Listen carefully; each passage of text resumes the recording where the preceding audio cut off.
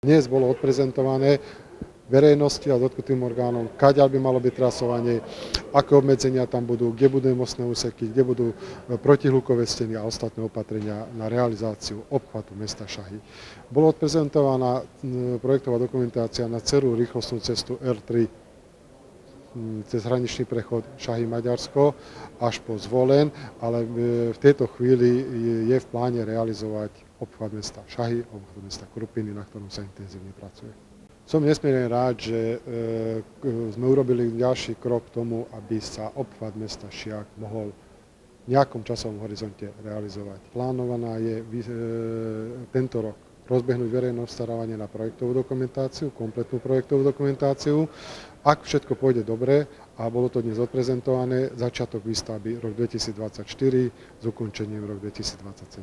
Ja som rád, že v tejto chvíli sa nám podarilo dosiahnuť aspoň to, že sme sa dostali na tú istú úroveň, kde bolo mesto Krupina, pretože mesto Krupina bolo už o nejaký krok vprečie. V tejto chvíli sa dosiahlo to, že naozaj, keď sa budú sa realizovať, predpokladám, obidva obchvaty, určite v nejakom časovom posune, ale naozaj je to krok už dopredu. Občania získajú v prvom rade bezpečnosť. Bezpečnosť, istotu to, že nebudú znehodnocované miestne budovy, ktoré naozaj táto cesta prechádza historickým centrom mesta, kde na pár metrov sú historické budovy od tejto cesty. Bežný občan získa to, že nebude taká hustá premávka, nebude znečistené prostredie a bežne sa dostane na tú hlavnú cestu z vedľajšej cesty.